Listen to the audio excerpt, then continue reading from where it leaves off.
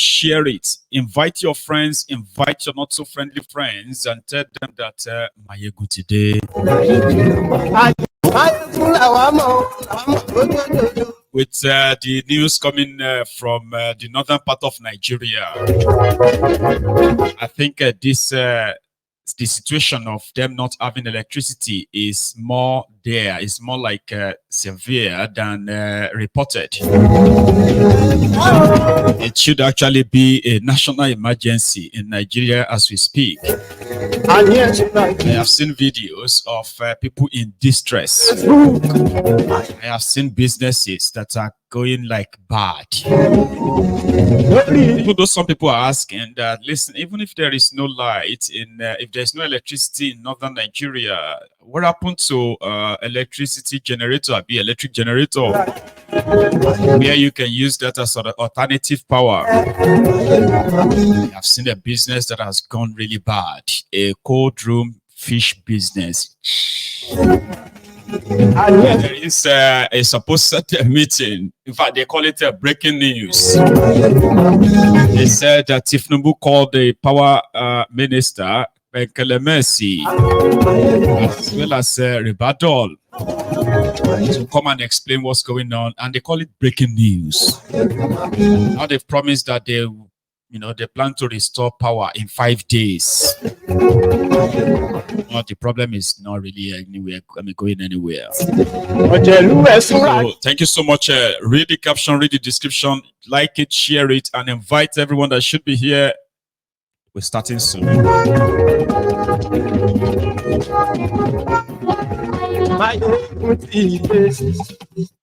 Thank you, and today.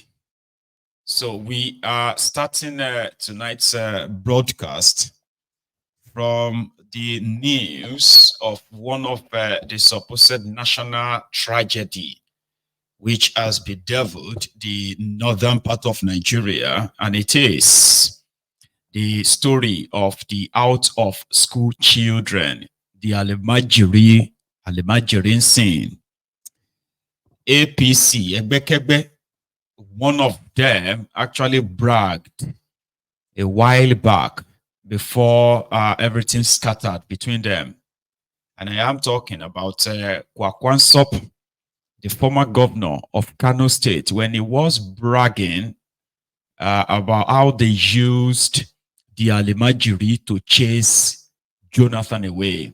According to him, we used the Almajiri, right, to vote Jonathan out. These are mostly the underage children, underage voters that were given voters cards under Jega when Jonathan was running for second term in Nigeria. We saw videos, we saw pictures of these underage children voting for APC, Egbekegbe, and that was Bukwari as president. Now, 8 years after, the figure has doubled, almost tripled now.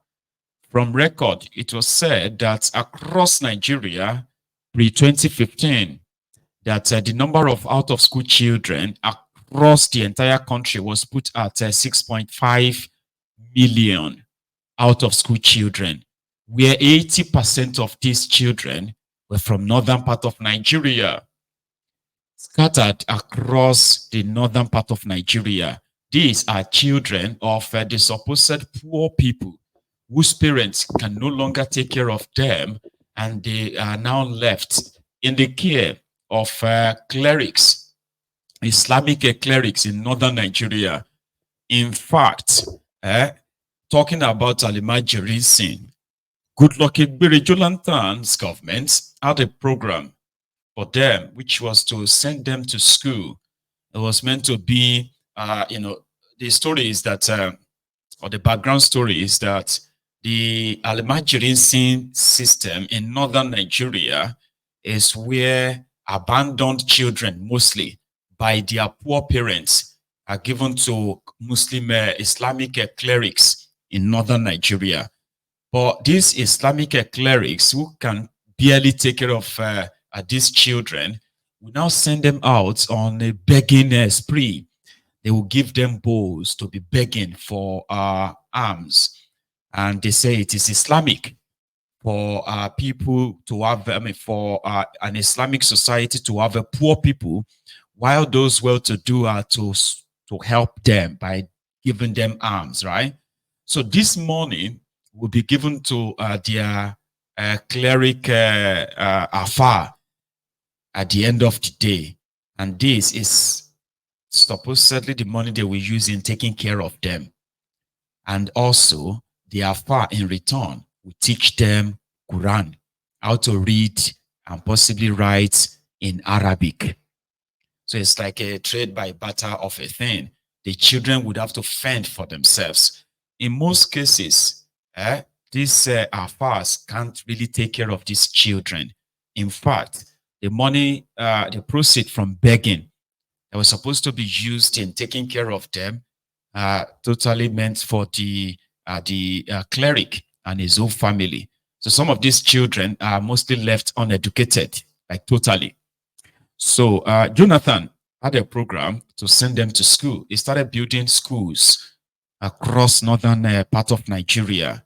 On record, Jonathan's government built over 10,000 schools, like classrooms everywhere, all over the north. And these children were supposed to go to the school, and at the same time, they will learn.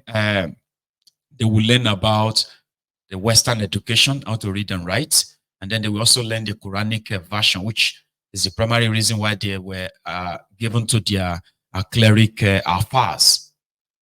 So in 2014, the APC, Egbekegbe, decided to rubbish that program.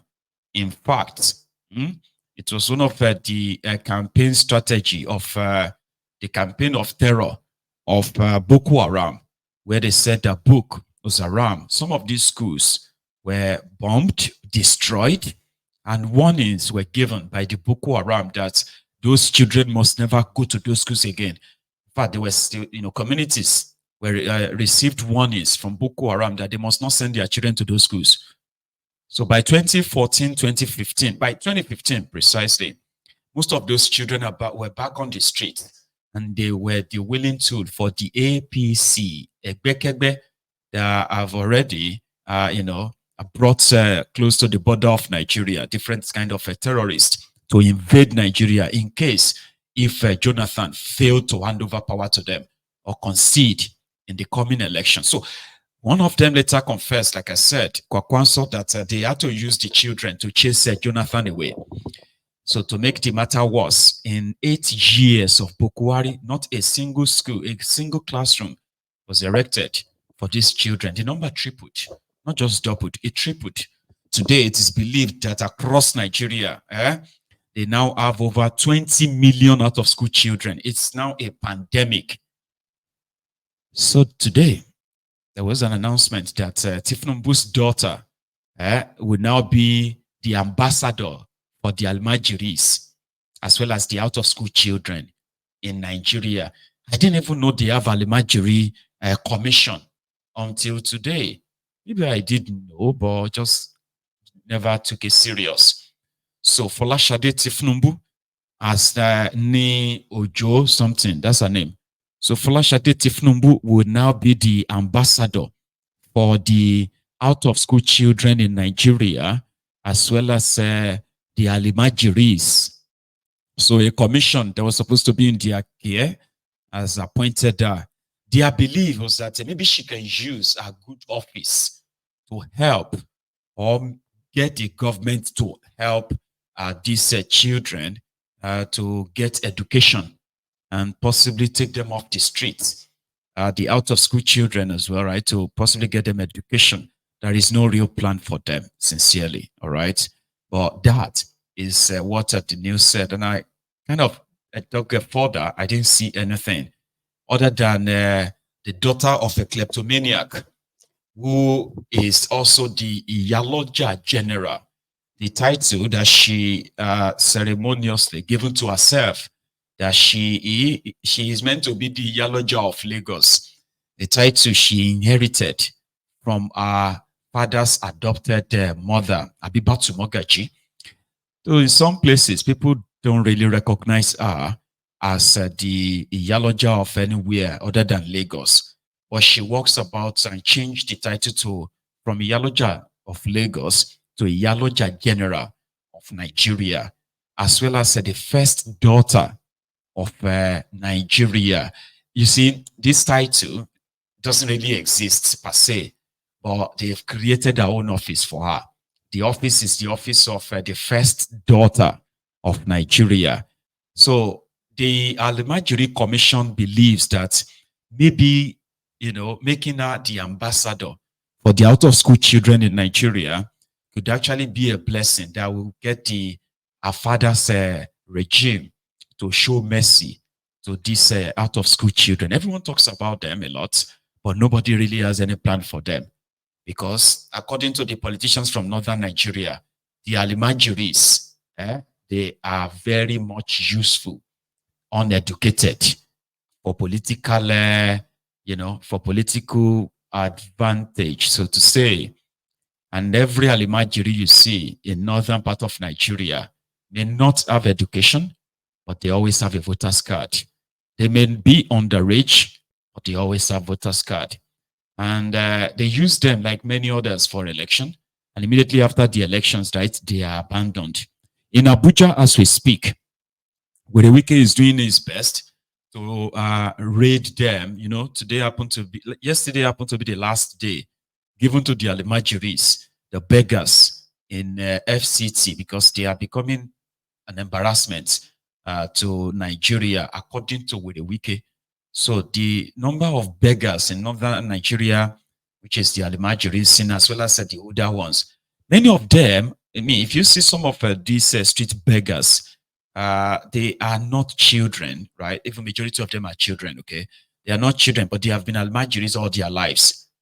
No government really care for them, except when they want to prop them up for political exigencies, so to say, like political advantage. So the belief is if Folashade can talk to her father that, Daddy, I am now the ambassador of the Almajiris, maybe we should do something for them. And in my own findings, it's obvious. APC, Egbekegbe, have no plan for education in Nigeria. They never had any education plan for Nigeria. Not to talk of the out-of-school children. There will be more out-of-school adults, out-of-school children, out-of-school students in the coming months and years as well, as they are doing everything to take away education from the poorest in Nigeria. It's unfortunate, right, that the APC, Egbekegbe, that called Jonathan clueless, have ended up destroying what should have been the real foundation of any country. Education. Educate your children. Educate those who are supposed to be the leaders of tomorrow, but they didn't. They had no plan of educating them. And if you look at it very well, in southern part of Nigeria, education is like so valuable. But today, it has also been destroyed. We also have out-of-school children number in the southern part of Nigeria that has also not just doubled or tripled. It has quadrupled. When you begin to check the figure, right, today, in southern part of Nigeria, especially in the southwest part of Nigeria, Yoruba land, we have over 3 million out-of-school children across the Yoruba land. And guess what? 1.8 million of them, they are in Lagos alone. Can you believe that? They did a census and they said that the population of Lagos is put at over 22 million. Do you know that 10%, nearly 10% of that are children that are out of school, not in school, as we speak? So same goes for other states in Yoruba land, Ogun, Oyo, Osun, Ondo, even Kwara. And these are data that cannot be disputed, okay? More and more people are choosing between, feeding their children than sending them to school now, okay? Because it has become more like, public schools where you used to be affordable or almost free in Yoruba land, but they are not anymore. So parents are choosing to, like, why should I send my child to school when I could barely feed them as well? So since Tinubu now came, so remember that Agberoism is one of the legacies of Tinubu, right? Even those who went to school today who have become more jobless, they are joining the the political thuggery called the Agberoism as we speak across Yoruba land. Yeah, you see somebody who used to be graduate, but has been so jobless for so long that is only surviving on on the street, extorting the people or even robbing them. So if a government, a supposed political party, they were supposed to be progressive, which they are not, and odd, as well as the group of chancers, opportunists, who continue to brandish the name of Awolowo this, Awolowo that, are doing everything they can to destroy the same legacy of the old man, the later sage Awolowo, where more and more people are abandoning schools, not because they wanted to, it is simply because they can no longer afford sending their children to school. So, using Folashade as the poster girl for the Almajiricin, simply my conclusion is that there is no way out. As we have more out of school children today, we should be looking forward to having more. Because a government that should have plans for education, but they do not have. I mean, do you really think propping up the daughter of Tinubu will now be will now be an encouragement for the government to now have a plan for education, so to say? So same thing goes for what is going on in northern Nigeria today, especially if we all flash back to about 2 years ago, talking about towards the end of 2022, when they were pushing their Muslim tickets. See, there are those, this one is not complicated, but it may sound like complicated. You see, there were Muslims who felt like it was a wrong and very terrible idea to have a Muslim ticket in a country that is meant to be so secular, a secular country that people have, almost 50-50 of these religions, as they say, right? For you to promote Muslim tickets, it will never bring unity or anything at all to a country that is already so divided. Yeah. But unfortunately, there were Christians who actually defended it. Yeah, the supposed Christians, they defended this, vehemently, violently, by saying that, it is nothing. Today, the northern criminal politicians are pushing for Sharia, while their own region is dying. Even though some will say, well, they deserve it, but I don't think the people really deserves it. Yeah, you may have your own plausible arguments about this, because in northern Nigeria, 2 years ago, people who were not supporting this Muslim ticket of APC, they were considered as infidels, in fact, enemies of the North. It was so bad, right, that people were being attacked, right, for opposing this Muslim ticket, because their belief, especially this cleric, as well as some of these terrorist sponsor, like some of these terrorist sponsor in northern Nigeria, these clerics, these jihadists, they call different meetings where they said one Muslim is great, two Muslims is like the greatest. So when they were pushing their Muslim agenda, today they are crying.